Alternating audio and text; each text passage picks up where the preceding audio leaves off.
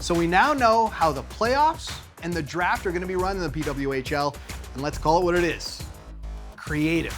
So we'll obviously touch on that. We're also going to talk about the standings. They're starting to take shape, and that tends to happen when a team like Toronto keeps winning. That's 7 straight. Also, 2-time Olympic gold medalist Melody Daou made her PWHL debut, and she did it with a bang.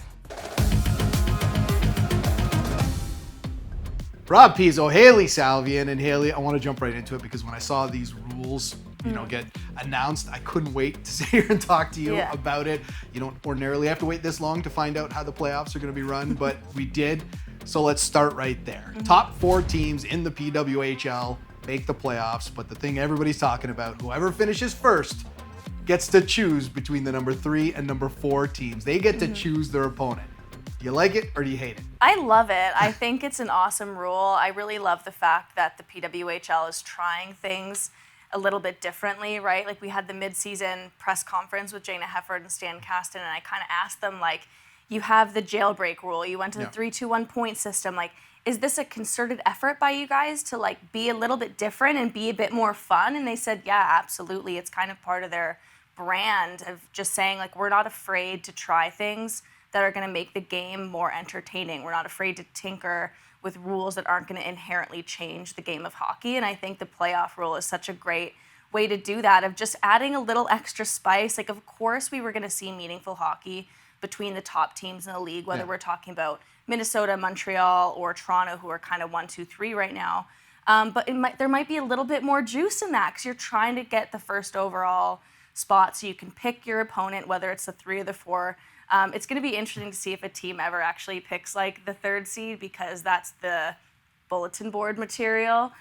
So it'll just add a little bit of juice and spice to the playoffs versus just like 1v4, 2v3. The other piece of news that came out, the gold plan, and we've heard a lot about this in the past. People want something like this in the NHL. We've talked about the teams that make the playoffs. What about the teams that don't? Basically, it breaks down like this. As soon as you're eliminated from playoff contention, you're now trying to earn points to get the number 1 overall pick. And it's going to be those gold points that determine who gets that pick between the 4th or 5th and 6th place teams. Yeah. Again, I'll ask you the same question. Love it or hate it? I love it. I think, again, like both of these rules that they introduced in that press conference, and I guess this was last week now, I just thought they were so fun. And like what the gold plan's going to do in like this draft order selection process is it's going to mean that there's going to be meaningful hockey games played until the very end of the season. Ottawa is in the bottom of the standings right now, so is New York. If they stay there, both of those teams play on the 2nd and last day of the regular season. So we could conceivably see a scenario where New York's playing on the Saturday and they're trying to get a regulation win. They're trying to get 3 points. They're trying to force OT so they can get points. And then Ottawa's going to be doing the same thing the next day. Like these 2 teams are going to be playing hard because they are playing for a generational talent in Sarah Fillier, right? And it's going to be that way every year. But like this year specifically, this is not just one of the best college players or best players in the draft. This is one of the best players in women's hockey, period. Like generational talent gets thrown around too much, but she is one. And that's who these teams are playing for. And I just think it's going to be so fun to see like the dogfight to try to get the first overall pick this year. This is tailor-made for a 6-team league because you've got 2 teams that are eliminated and suddenly they've got a lot to play for. And no one wants to, you're trying to gain a fan base. No one wants to go to a team saying, oh, by the way, honey, we think they should lose this game. No one wants to cheer for a loss. For sure, and especially when we're talking about the context of a brand new women's hockey league too, right? I think it's actually very smart of the PWHL to continue to put like pieces and like peaks of interest for fans, right? Because what did we hear after the first week or the first game of the season? Oh, it's new, it'll die off, right? And like, oh, talk to me at the end of the season.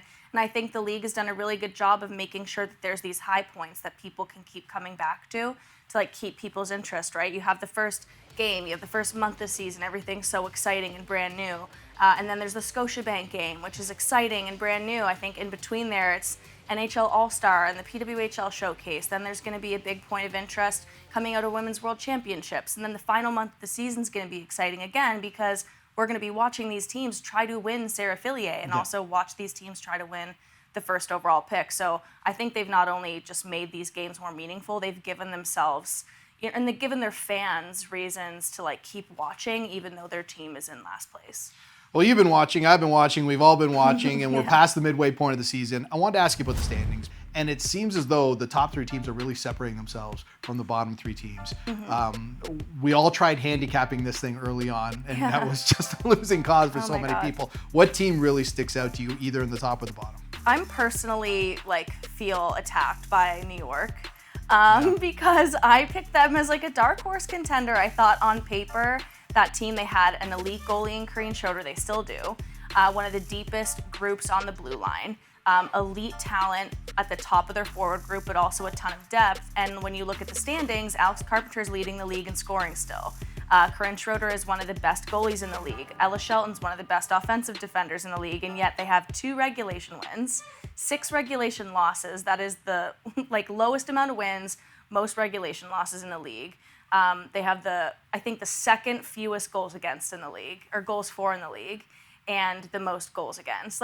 They have all these things that should work on paper, and it's not translating. They have a good mix of players, but it's just not clicking, and they're maybe not being used in the right way. Maybe there's no buy-in. I'm not sure what's going on there, but I thought that team was going to be unbelievable this year.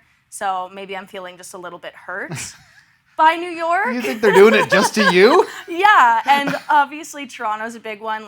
3 weeks ago, I don't think anyone was saying Toronto is for sure a top 3 team in this league, because it was what the heck is going on? You touched on Toronto. Because of the international break, it's a streak for us. 3 straight shows. We're talking about this Toronto streak. It's now center of the hockey universe. Yeah, exactly. It's up to 7 games in a row for a team that, as you mentioned early on, people thought, all right, they're gone for dead the way they're playing. What's the biggest reason? I mean, what's going on in TO? They're very physical. They're fast. They like to play with the puck. And they're very hard to play against. They're really hard in the forecheck. And we weren't really seeing that earlier in the season because it was just taking some time for them to adjust and kind of buy into that physical style. And I spoke with Troy Ryan, and as we speak about the playoff format, right, he was saying to me, he's like, maybe I'm looking too far ahead to the playoffs, but to win this league, you're going to have to win a 5-game series. And playing physical and gritty, he's like, I believe that's the way you're going to win. And I thought it was important for us to do that from the start, and it just took a little bit of time. And then another big thing is Kristen Campbell, right? It's no secret that goaltending was an issue for Toronto earlier in the season, but in the 7-game win streak, Kristen Campbell has been a .950 goalie.